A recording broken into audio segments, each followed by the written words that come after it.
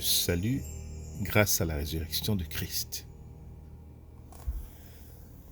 Jésus-Christ sur la croix racheta nos vies en se chargeant potentiellement de toutes nos iniquités. Cela signifie que ce qu'il a fait, quiconque en exprime le désir peut en profiter. Car la grâce de Dieu, source de salut pour tous les hommes, a été manifestée.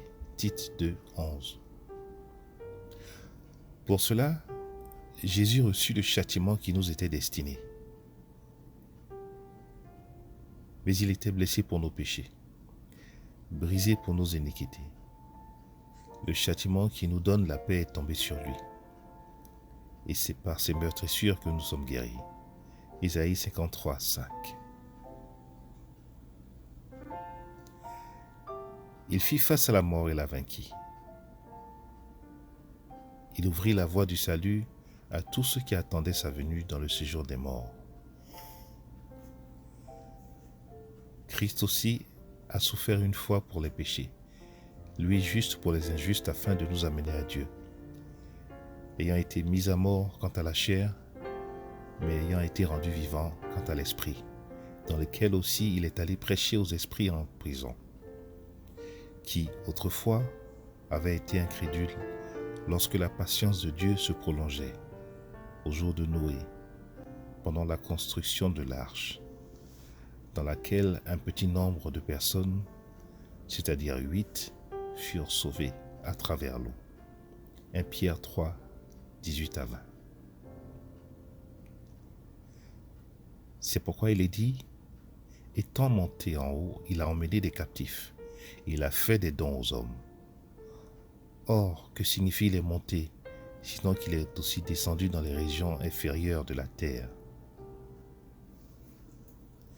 Celui qui est descendu, c'est le même qui est monté au-dessus de tous les cieux, afin de remplir toutes choses. Éphésiens 4, 8 à 11.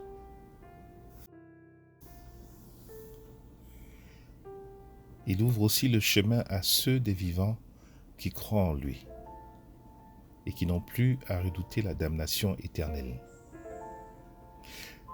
C'est pour cela que l'on dit de ceux qui croient en Jésus qu'ils sont sauvés. Dieu, en effet, n'a pas envoyé son Fils dans le monde pour qu'il juge le monde, mais pour que le monde soit sauvé par lui. Celui qui croit en lui n'est point jugé, mais celui qui ne croit pas est déjà jugé parce qu'il n'a pas cru au nom du Fils unique de Dieu. Jean 3, 17 à 18. Être sauvé, c'est donc éviter la damnation éternelle en enfer, conséquence de la mort spirituelle. L'acceptation du don de Dieu, c'est-à-dire de la rédemption au moyen de la mort et résurrection de Jésus, constitue le salut. Il suffit juste d'y croire et de le confesser. Si tu confesses de ta bouche le Seigneur Jésus, et si tu crois dans ton cœur que Dieu l'a ressuscité des morts, tu seras sauvé. Car c'est en croyant du cœur qu'on parvient à la justice. Et c'est en confessant de la bouche qu'on parvient au salut.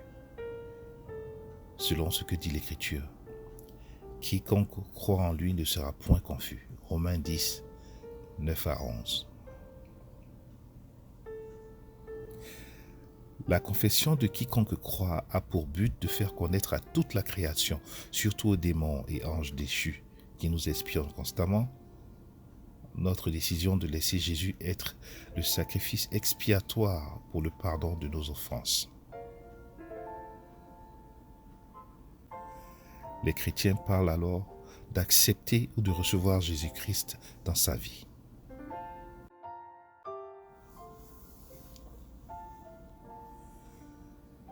On ne reçoit pas Jésus en participant à des rituels religieux.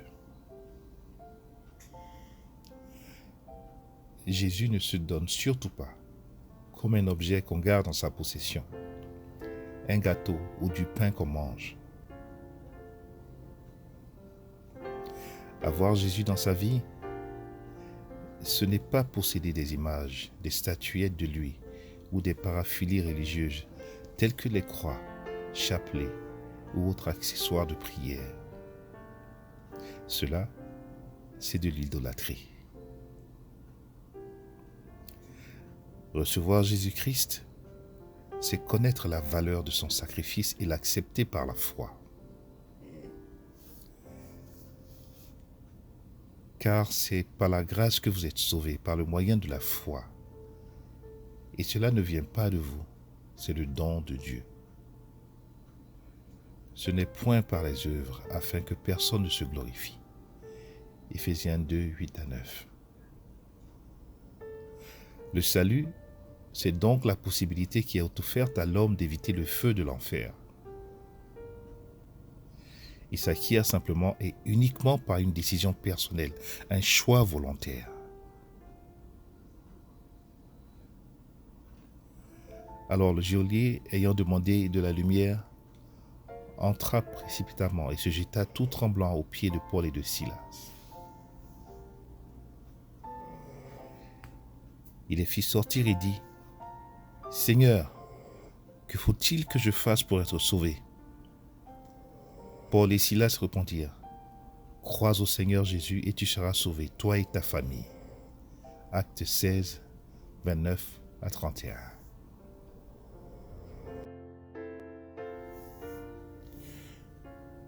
Tout ce que Dieu fait a pour but de sauvegarder, préserver et garder l'esprit de l'homme pur.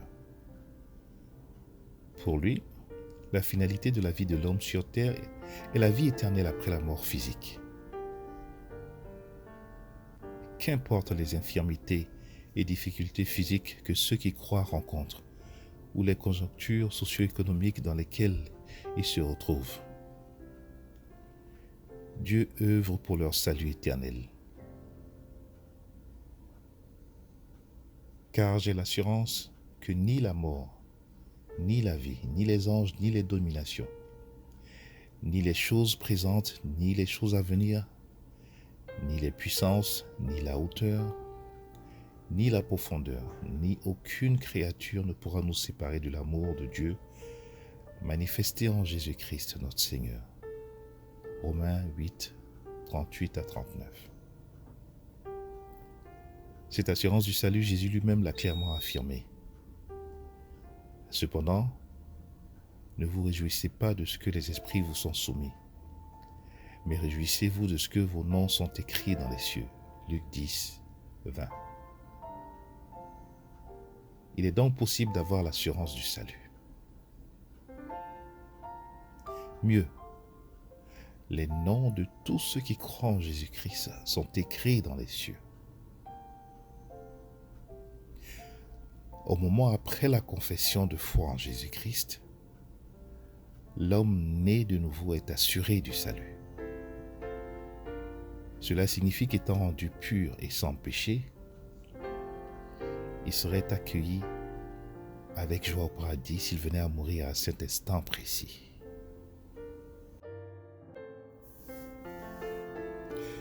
Cependant, l'assurance du salut n'est applicable à moyen et long terme que lorsque le croyant se résout à marcher dans la sanctification. Selon qu'il est écrit, « Recherchez la paix avec tous et la sanctification sans laquelle personne ne verra le Seigneur. » Hébreux 12, 14.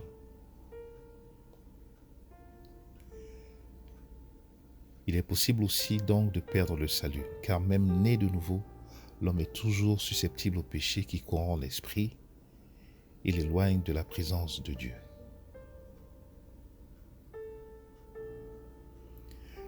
Ce qui est bon, je le sais, n'habite pas en moi, c'est-à-dire dans ma chair. J'ai la volonté, mais non le pouvoir de faire le bien. Car je ne fais pas le bien que je veux, et je fais le mal que je ne veux pas. Et si je fais ce que je ne veux pas, ce n'est plus moi qui le fais, c'est le péché qui habite en moi. Je trouve donc en moi cette loi. Quand je veux faire le bien, le mal est attaché à moi. car je prends plaisir à la loi de Dieu selon l'homme intérieur. Mais je vois dans mes membres une autre loi qui lutte contre la loi de mon entendement et qui me rend captif de la loi du péché qui est dans mes membres. Romains 7, 18 à 23. L'homme intérieur, c'est l'esprit de celui qui croit en Jésus et sa volonté de lui plaire. La loi de son entendement, c'est sa conscience et donc son âme habituée aux délices mortelles du péché.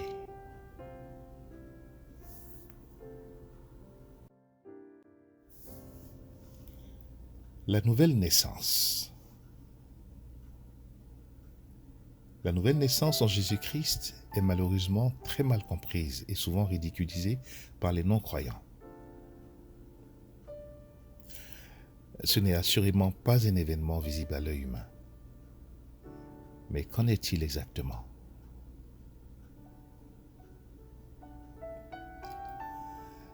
Nous avons précédemment établi que l'esprit de l'homme était mort à cause du péché. Le texte suivant en résume parfaitement les circonstances. Vous étiez morts par vos offenses et par vos péchés dans lesquels vous marchiez autrefois, selon le train de ce monde, selon le prince de la puissance de l'air, de l'esprit qui agit maintenant dans les fils de la rébellion. Nous tous, nous étions de leur nombre et nous vivions autrefois selon les convoitises de notre chair, accomplissant les volontés de la chair et de nos pensées, et nous étions par nature des enfants de colère, comme les autres. Mais Dieu, qui est riche en miséricorde à cause du grand amour dont il nous a aimés, nous qui étions morts par nos offenses, nous a rendus à la vie avec Christ. C'est par grâce que vous êtes sauvés. Il nous a ressuscités ensemble et nous a fait asseoir ensemble dans les lieux célestes en Jésus-Christ, afin de montrer dans les siècles à venir l'infinie richesse de sa grâce par sa bonté envers nous en Jésus-Christ. Éphésiens 2, 1 à 8.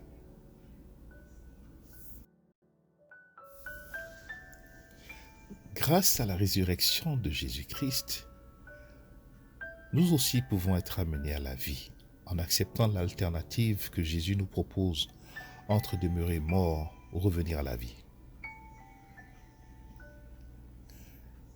Et si l'esprit de celui qui a ressuscité Jésus d'entre les morts habite en vous, celui qui a ressuscité Christ d'entre les morts rendra aussi la vie à vos corps mortels par son esprit qui habite en vous.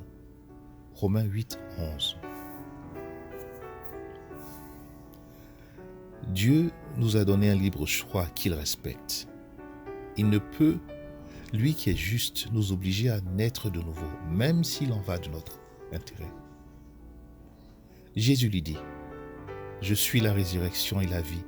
Celui qui croit en moi vivra, quand même il serait mort. » Jean 11, 25. Bien qu'il n'oblige personne à le suivre, il est bon de ne jamais oublier que Jésus a payé de sa vie pour le rachat de nos péchés. Il nous offre gratuitement, non seulement l'affranchissement de l'esclavage du péché, mais aussi et surtout l'espérance de la vie éternelle. Mais à tous ceux qui l'ont reçu, à tous ceux qui croient en son nom, elle, c'est-à-dire Jésus, a donné le pouvoir de devenir enfants de Dieu, lesquels sont nés, non du sang, ni de la volonté de la chair, ni de la volonté de l'homme, mais de Dieu. Jean 1, 11 à 13.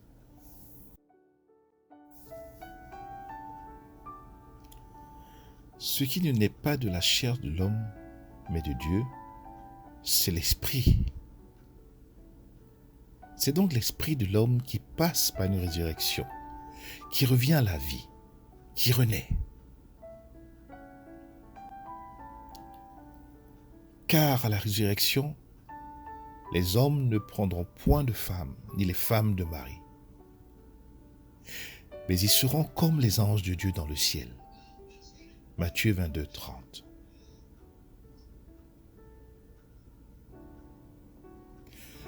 Lorsque l'homme décide de son propre gré d'accepter Jésus, un véritable miracle se produit. Pour quiconque croit en Jésus et accepte son sacrifice, Dieu ôte l'ancien esprit corrompu par le péché, c'est-à-dire le corps spirituel qui était mort et destiné au feu éternel, et lui en donne un nouveau, venu directement de lui. Et si Christ est en vous, le corps, il est vrai, est mort à cause du péché, mais l'esprit est vie à cause de la justice. Et si l'esprit de celui qui a ressuscité Jésus d'entre les morts habite en vous, celui qui a ressuscité Christ d'entre les morts rendra aussi la vie à vos corps mortels, par son esprit qui habite en vous. Romains 8, 10 à 11. C'est la nouvelle naissance dont Jésus parle à Nicodème et qui constitue, selon nous, le fondement de la foi chrétienne.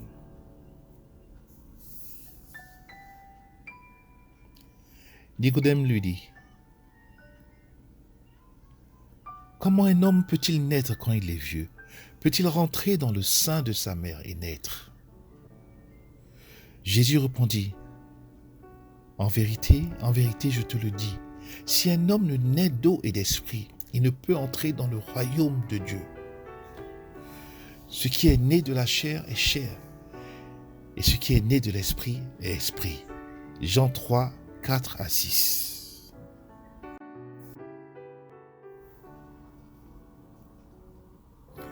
L'homme né de nouveau a toujours le même corps physique, périssable après la mort et qui ne subit aucune modification apparente. Il existe des cas bien documentés de guérison miraculeuse au moment de la nouvelle naissance, prouvant que certaines infirmités corporelles avaient des origines spirituelles. Nous reviendrons sur ce sujet dans les prochains chapitres. L'âme se retrouve avec de nouvelles dispositions. Mais c'est au niveau spirituel qu'il y a un changement radical. Débarrassé de l'esprit avec lequel il est né, auparavant souillé par le péché et l'hérédité, l'homme devient spirituellement une nouvelle créature. Si quelqu'un est en Christ, il est une nouvelle créature. Les choses anciennes sont passées, voici, toutes choses sont devenues nouvelles. 2 Corinthiens 5 à 17. Ainsi donc, par la nouvelle naissance, celui qui croit en Jésus est sauvé et reçoit le Saint-Esprit, l'Esprit de Dieu, le même qui était en Jésus-Christ, et devient ainsi son co-héritier, parce qu'ayant le même Père.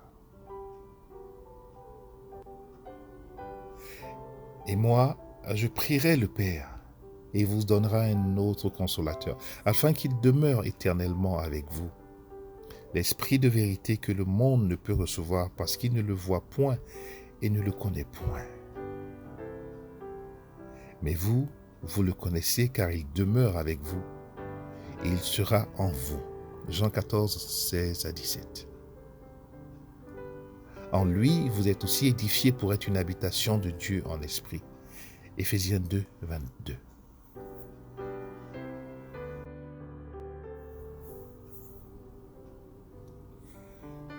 Dieu chérit, garde et protège jalousement cet esprit. Et lorsque le Créateur regarde un homme, c'est son esprit qu'il voit, ainsi que l'état dans lequel il se trouve. Ne savez-vous pas que vous êtes le temple de Dieu et que l'Esprit de Dieu habite en vous? 1 Corinthiens 3, 16. C'est un don gratuit, car c'est par la grâce que vous êtes sauvés, par le moyen de la foi. Et cela ne vient pas de vous, c'est le don de Dieu, Éphésiens 2, 8. Quel est parmi vous le père qui donnera une pierre à son fils s'il lui demande du pain? Ou s'il demande un poisson, lui donnera-t-il un serpent au lieu d'un poisson? Ou s'il demande un œuf, lui donnera-t-il un scorpion? Si donc, méchants comme vous l'êtes, vous savez donner de bonnes choses à vos enfants, à combien plus forte raison le Père Céleste donnera-t-il le Saint-Esprit à ceux qui le lui demandent? Luc 11, 13. L'avènement ou le déroulement de la nouvelle naissance est entièrement du domaine spirituel. Dieu, qui est un Dieu d'ordre, ne livre jamais ses enfants en spectacle et n'a certainement pas besoin qu'on lui fasse de la publicité. Attention donc aux manifestations surnaturelles erronément qualifiées de spirituelles, telles que les tremblements de membres, les périodes de transe ou de perte de conscience. Ce sont généralement des signes révélateurs de la présence d'esprits impurs et non d'une manifestation du Saint-Esprit.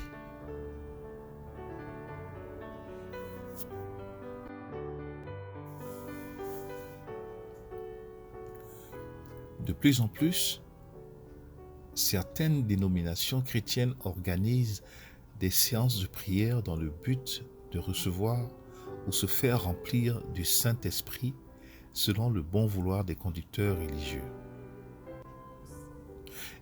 Il faut être clair à ce sujet. Personne n'a le pouvoir de donner l'Esprit de Dieu à son prochain. Ce que la Bible enseigne, c'est d'assister les nouveaux convertis à reconnaître leur état de pécheur, les aider à se confesser à Dieu lui-même, puis accepter Jésus-Christ comme leur Seigneur et Sauveur. Dieu, qui sonde les cœurs, se charge lui-même de donner un nouvel esprit à celui qui le lui demande, selon qu'il l'a promis. Attention donc ainsi aux charlatans qui se prétendent capables de procurer à qui le désire les dons du Saint-Esprit par l'imposition des mains ou d'autres cérémonies spéciales. Que dire donc de ceux qui lèvent les mains vers le ciel en attente du Saint-Esprit? Certains le font en signe de respect, en posture d'adoration devant Dieu, ce qui n'est pas mauvais en soi. Mais comme nous venons de le montrer, ce que le chrétien reçoit de Dieu au moment de la conversion, c'est le renouvellement de son esprit. Le Saint-Esprit n'est pas une énergie cosmique, une force de l'univers, une puissance qui se projette comme dans un film de science-fiction. Ceux qui demandent à se faire remplir d'esprit s'exposent naturellement à des possessions spirituelles. Bien contents d'accéder à leur requête, les démons experts en mensonges et duperies les envahiront et leur feront ressentir des sensations de tout genre. Certains ont des frissons, d'autres se mettent à sauter, courir, danser et se roulent à terre. Il y en a même qui perdent connaissance.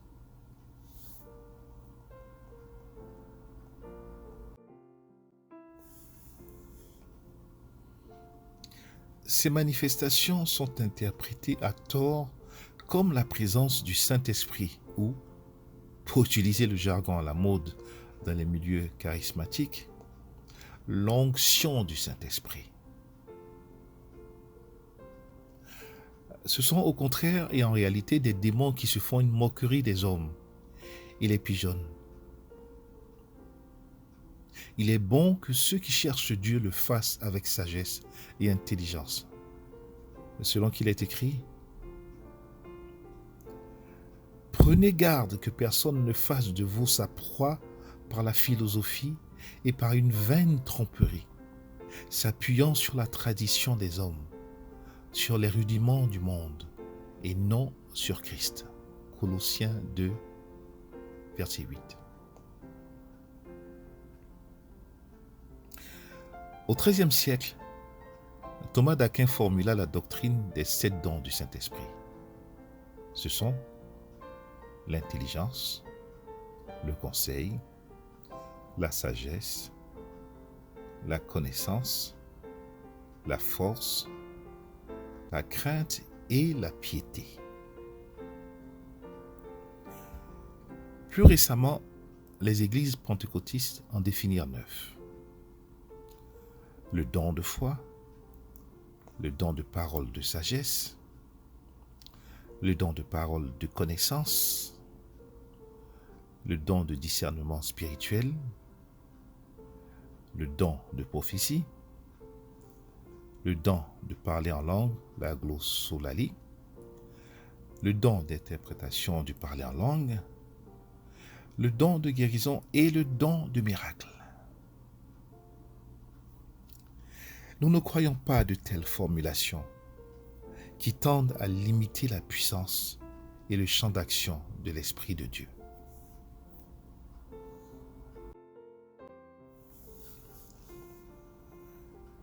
Les dons de l'Esprit sont des manifestations du nouvel esprit que l'homme reçoit lorsqu'il se convertit, uniquement à la gloire de Dieu. En effet, si nous sommes devenus une même plante avec lui, c'est-à-dire Jésus, par la conformité à sa mort, nous le serons aussi par la conformité à sa résurrection. Sachant que notre vieil homme a été crucifié avec lui, afin que le corps du péché fût détruit, pour que nous ne soyons plus esclaves du péché. Car celui qui est mort est libre du péché. Romains 6, 5 à 7. Quoi donc de plus normal pour celui qui a l'esprit venu de Dieu que d'exhiber les caractéristiques de cet esprit? Lorsque l'homme naît de nouveau, il reçoit l'Esprit de Dieu sans partage. Parler en langue et les interpréter. Parler ou donner un message de la part de Dieu, c'est-à-dire prophétiser.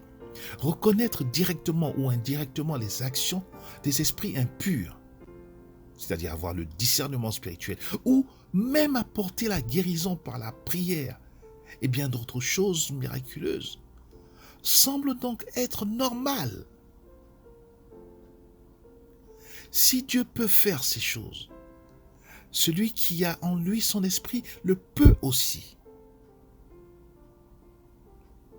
Malheureusement, à cause du péché qui souille et étouffe l'esprit, il est souvent difficile, même pour le chrétien né de nouveau, d'apprécier et de profiter des dons de l'esprit. N'attristez pas le Saint-Esprit de Dieu par lequel vous avez été scellés pour le jour de la rédemption. Éphésiens 4, 30.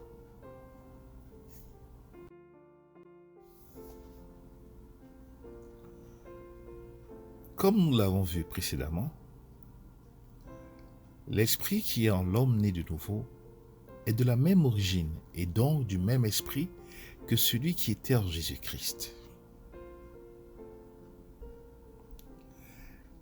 L'Esprit lui-même rend témoignage à notre esprit que nous sommes enfants de Dieu. Or, si nous sommes enfants, nous sommes aussi héritiers, héritiers de Dieu et co-héritiers de Christ. Si toutefois nous souffrons avec lui, afin d'être glorifiés avec lui. Romains 8, 16 à 17.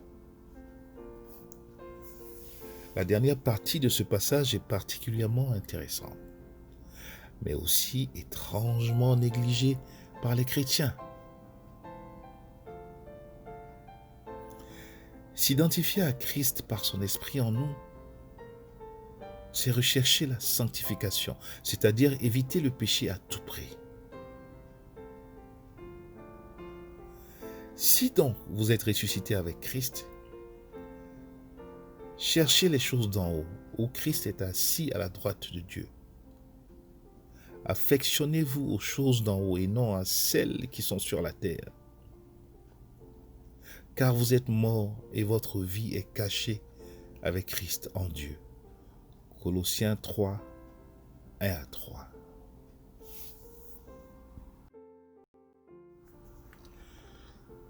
Repentance et sanctification. Le premier chapitre du livre d'Ésaïe donne une image parfaite de l'homme spirituel devant Dieu. Et il serait bon de le lire entièrement avant d'entamer ce chapitre. Bien que les hommes soient tous pécheurs et virtuellement condamnés à périr loin de sa face, Dieu leur donne l'opportunité de s'en sortir. Venez et plaidons, dit l'Éternel. Si vos péchés sont comme le cramoisi, ils deviendront blancs comme la neige. S'ils sont rouges comme la pourpre, ils deviendront comme la laine. Si vous avez de la bonne volonté et si vous êtes docile, vous mangerez les meilleures productions du pays. Mais si vous résistez et si vous êtes rebelles, vous serez dévorés par le glaive, car la bouche de l'Éternel a parlé. Isaïe 1, 18. Pour un citoyen quelconque devant se présenter devant une haute personnalité royale ou politique, la sanctification serait analogique à prendre un bon bain et se parer d'habits les plus décents avant d'arriver au palais. Et quiconque désire une audience avec quelqu'un d'important doit être présentable. De même, celui qui veut être admis en la présence de Dieu doit être trouvé propre et sans péché. Le principe de la purification des péchés est la sanctification. La sanctification représente la pureté d'esprit de celui dont les péchés sont effacés. Pour en comprendre l'importance, considérons le commandement suivant. Recherchez la paix avec tous et la sanctification, sans laquelle personne ne verra le Seigneur. Hébreux 12, 14.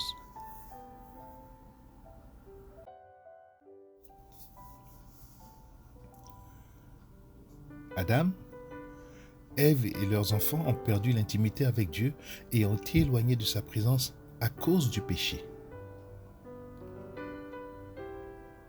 Le péché s'est installé et perpétué, même après le déluge, au-delà de la descendance de Noé.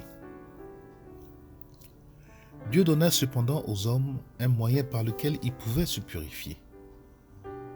Les sacrifices, tout d'abord recommandés à Abel et Caïn, puis prescrits à Abraham et à ses descendants, avaient pour but d'apaiser la colère de Dieu en les lavant de leurs iniquités par le sang des animaux immolés. C'est le point focal de l'ensemble de la loi qui régit encore le judaïsme. En effet, les articles de la loi, tels que donnés à Moïse et décrites dans le livre de Deutéronome, décrivent dans les moindres détails ce à quoi Dieu prend plaisir et ce qu'il a en horreur. On y découvre qu'à chaque catégorie d'offense et donc de péché correspond un ensemble d'actions et de sacrifices, souvent accompagnés d'un cérémonial très élaboré. Vu la difficulté tacite des actions de rédemption, on comprend aisément que cela avait certainement pour but de dissuader quiconque de pécher. Une seule personne, une seule fois par an, avait accès à la présence de Dieu et pouvait, après avoir fait l'offrande de sanctification, sanctifier le peuple. Pour les chrétiens, à cause de ce que Jésus a fait, les choses sont plus simples. Car la prédication de la croix est une folie pour ceux qui périssent. Mais pour nous qui sommes sauvés, elle est une puissance de Dieu, 1 Corinthiens 1, 18. La promesse de Dieu est formelle. Si nous confessons nos péchés, il est fidèle et juste pour nous les pardonner et pour nous purifier de toute iniquité. 1 Jean 1, 9.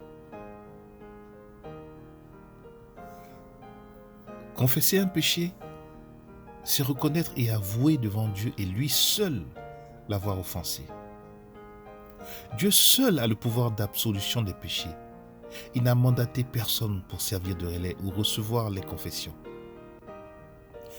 Attention donc au système religieux qui recommande aux fidèles de se confesser aux autorités religieuses.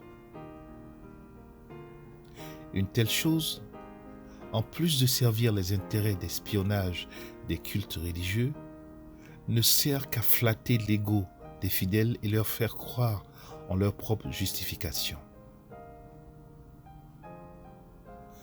Si Dieu lui-même l'a pardonné, cela est une vaine entreprise que de déclarer les péchés de quelqu'un pardonnés, fût-il par un millier d'hommes ou même les plus grandes personnalités religieuses.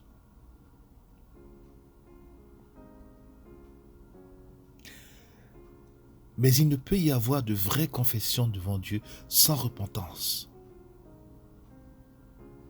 Se repentir, c'est reconnaître son état de pécheur, reconnaître le péché commis, le confesser à Dieu et s'engager de bonne foi à ne plus le commettre. Se repentir d'un péché, c'est surtout regretter de l'avoir commis et décider de s'en détacher. Dieu, qui voit dans le cœur des hommes et peut jauger de leur sincérité, en est le seul juge. Jésus est notre avocat devant lui. La nouvelle que nous avons apprise de lui et que nous vous annonçons, c'est que Dieu est lumière et qu'il n'y a point en lui de ténèbres. Si nous disons que nous sommes en communion avec lui et que nous marchions dans les ténèbres, nous mentons et nous ne pratiquons pas la vérité. Mais si nous marchons dans la lumière, comme il est lui-même dans la lumière, nous sommes mutuellement en communion. Et le sang de Jésus, son Fils, nous purifie de tout péché. Si nous disons que nous n'avons pas de péché, nous nous séduisons nous-mêmes et la vérité n'est point en nous.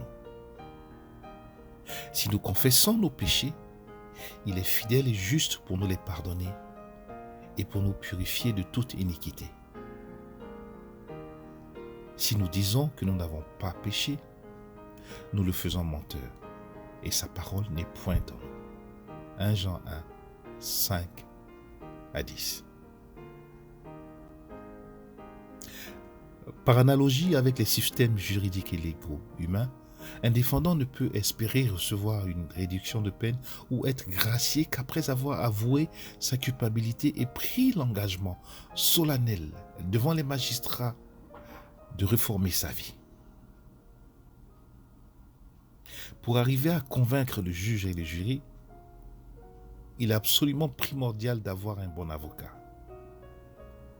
Quiconque confesse ses péchés à Dieu au nom de Jésus-Christ est non seulement pardonné, mais aussi et surtout peut être purifié de ses iniquités, parce que l'avocat que nous avons auprès de Dieu est celui qui a payé la dette de notre châtiment avec son propre sang. Repentez-vous donc et convertissez-vous pour que vos péchés soient effacés. Acte 3, 19.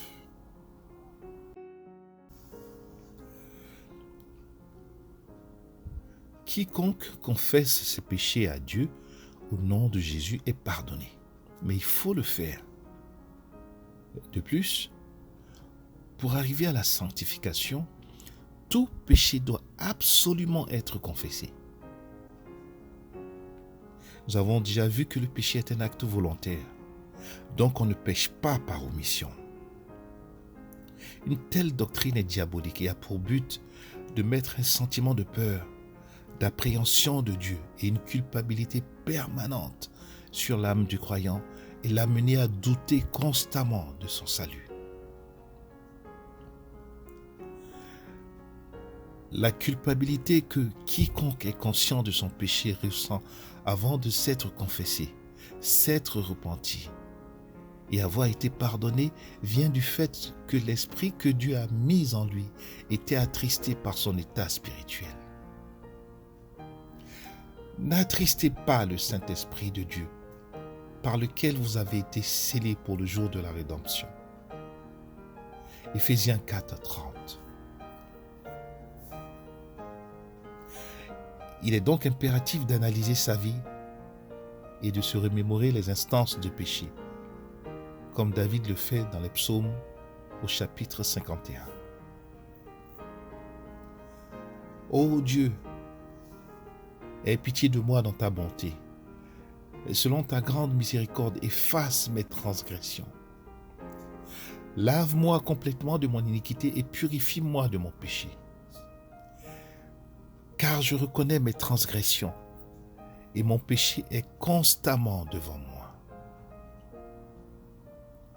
J'ai péché contre toi seul et j'ai fait ce qui est mal à tes yeux, en sorte que tu seras juste dans ta sentence, sans reproche dans ton jugement.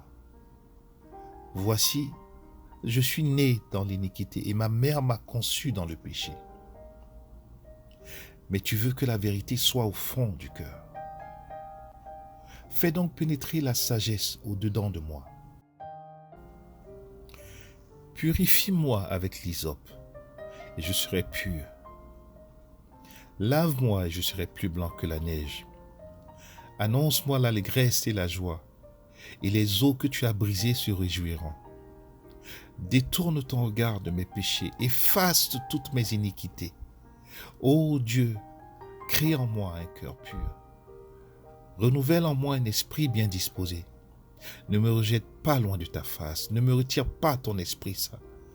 Rends-moi la joie de ton salut et qu'un esprit de bonne volonté me soutienne. Psaume 51, 1 à 12.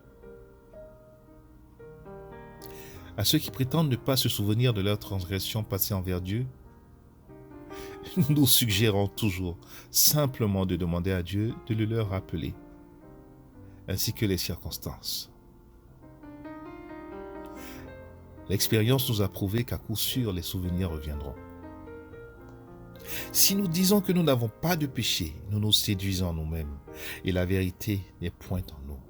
1 Jean 1 à 9. Pour certains, la remémoration ne dure que quelques heures alors que pour d'autres, les souvenirs des péchés reviennent pendant des années, par des bribes de mémoire, comme dans un très long film. Il faut immédiatement les confesser au Seigneur et demander pardon à Dieu dès qu'on se souvient d'un péché.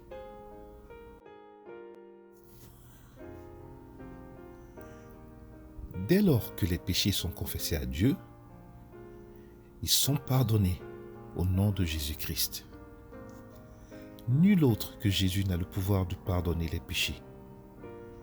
Fût-il pasteur, prêtre, évêque, prophète ou même pape. Voici l'alliance que je ferai avec eux. Après ces jours-là, dit le Seigneur, je mettrai mes lois dans leur cœur et je les écrirai dans leur esprit. Il ajoute, et je ne me souviendrai plus de leurs péchés ni de leurs iniquités. Or, là où il y a pardon des péchés, il n'y a plus d'offrande pour le péché. Hébreux 10, 16 à 18. Selon donc ce qui précède, il est possible de vivre en étant agréable à Dieu. Car bien qu'il soit impossible de manière pratique de ne jamais commettre de péché, celui qui croit en Jésus, lui confesse ses péchés et se repent, est sanctifié. Ainsi donc, les conséquences du péché, dont la plus grave est la mort spirituelle et la destination en enfer, sont annulées. Une telle personne possède un esprit propre, sans aucune tache ni souillure, pur et saint devant l'Éternel. Les hommes nés de nouveau et dont les péchés ont été confessés et pardonnés sont les saints dont parle la Bible.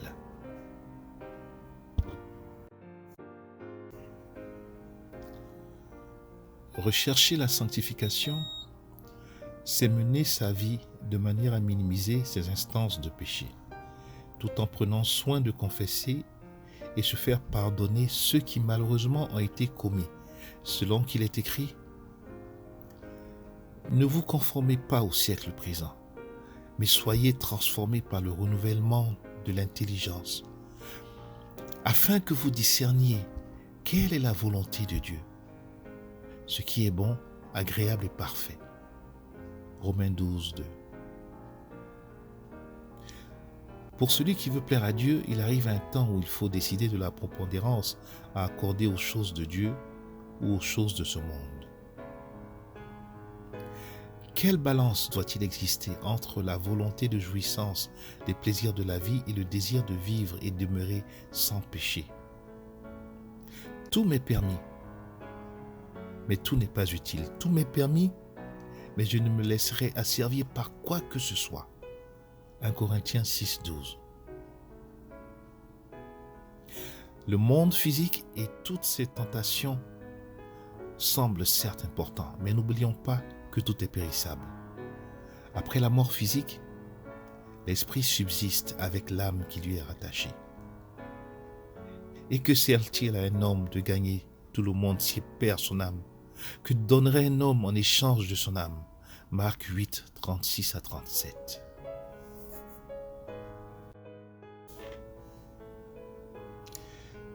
La délivrance du péché et de son emprise. Après la mort physique, chacun sera jugé selon ses péchés. Car il nous faut tous comparaître devant le tribunal de Christ, afin que chacun reçoive selon le bien ou le mal qu'il aura fait, étant dans son corps.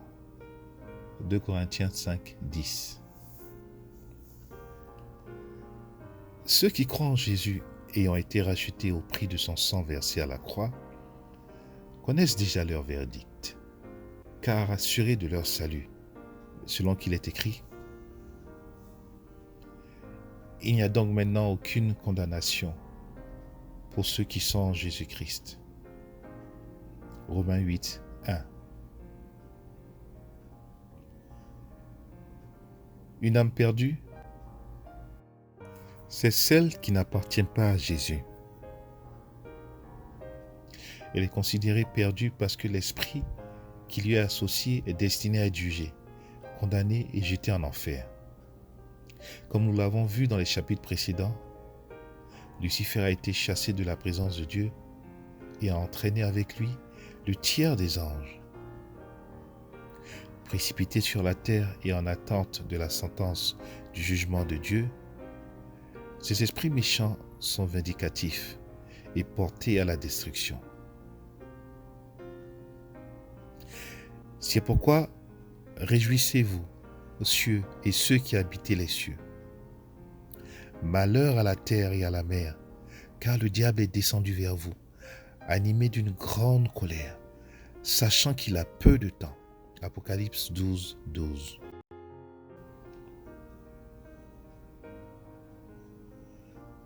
S'il était possible de massacrer tous les hommes, Lucifer et les démons le feraient à l'instant même et avec plaisir.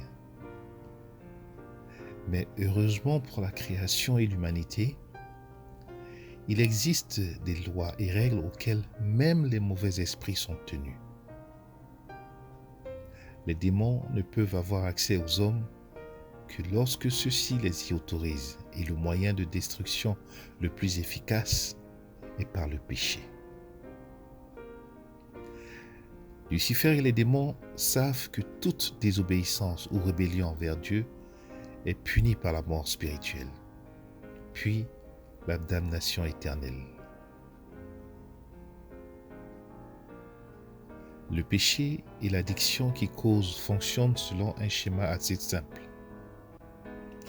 Satan et les mauvais esprits, à sa solde, provoquent ou exacerbent des tentations, c'est-à-dire des situations où l'homme, séduit par des désirs ou envies contre nature, est poussé à désobéir à Dieu. C'est pourquoi il est écrit « Soyez sobres, veillez. Votre adversaire, le diable, rôde comme un lion rugissant, cherchant qui il dévorera. » 1 Pierre 5, 8. Quiconque cède à la tentation du péché se retrouve à la merci des esprits séducteurs. Il se crée une dépendance semblable à celle des toxicomanes envers les drogues illicites ou des ivrognes pour les boissons alcoolisées. Ces habitudes de péché sont tellement fortes que certaines personnes parlent de leur péché mignon.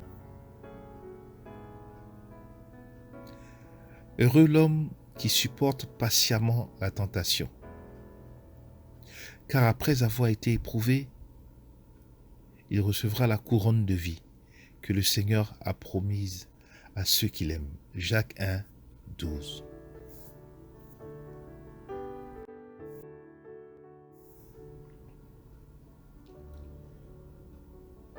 Rejeter le péché, c'est non seulement refuser mentalement, au niveau de la conscience et donc de l'âme, et physiquement, au niveau du corps physique, de désobéir à Dieu, mais aussi et surtout résister aux esprits impurs qui causent ces tentations et maintiennent quiconque se laisse piéger en esclavage.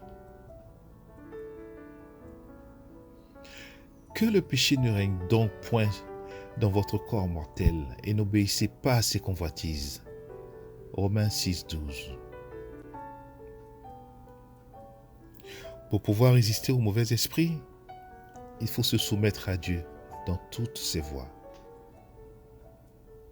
Soumettez-vous donc à Dieu, résistez au diable et il fuira loin de vous. Jacques 4, 7. Mais comme l'apôtre Paul l'a démontré tout au long de son épître aux Romains, résister au péché est un combat rude et intense. Ne te laisse pas vaincre par le mal, mais surmonte le mal par le bien. Romains 12, 21. La première étape envers le pardon des péchés, c'est d'abord de reconnaître son état de pécheur. Si nous disons que nous n'avons pas de péché, nous nous séduisons nous-mêmes et la vérité n'est point en nous. 1 Jean 1, 8. En vérité, il est pratiquement impossible de vivre sur cette terre sans péché. Nul ne peut prétendre être immune au péché de par lui-même. Si nous disons que nous n'avons pas péché, nous le faisons menteur et sa parole n'est point en nous. 1 Jean 1, 10.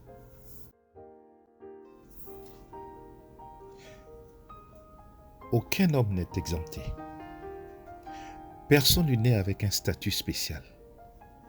Aucune transformation humaine, aucune ascension à un quelconque degré social, politique ou religieux ne peut exonérer du péché. Car tous sont péchés et sont privés de la gloire de Dieu. Et ils sont gratuitement justifiés par sa grâce, par le moyen de la rédemption qui est en Jésus-Christ. Romains 3, 23 à 25.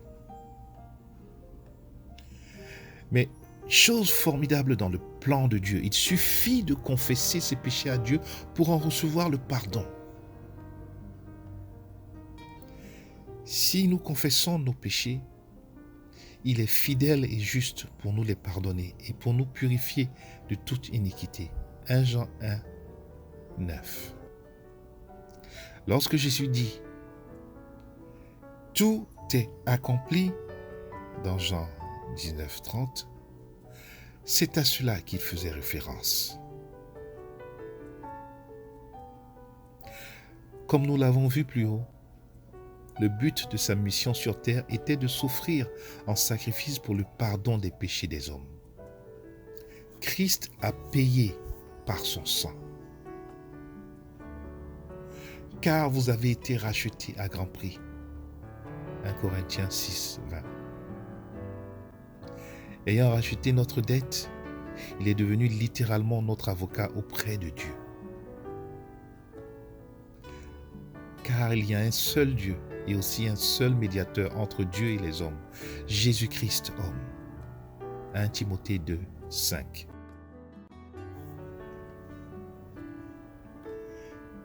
Imaginez un conseiller juridique qui, au lieu de se contenter de plaider, se charge de subir lui-même la peine. Mes petits enfants, je vous écris ces choses afin que vous ne péchiez point. Et si quelqu'un a péché, nous avons un avocat auprès du Père, Jésus-Christ le juste. Il est lui-même une victime expiatoire pour nos péchés. Non seulement pour les nôtres, mais aussi pour ceux du monde entier. 1 Jean 2, 1 à 2.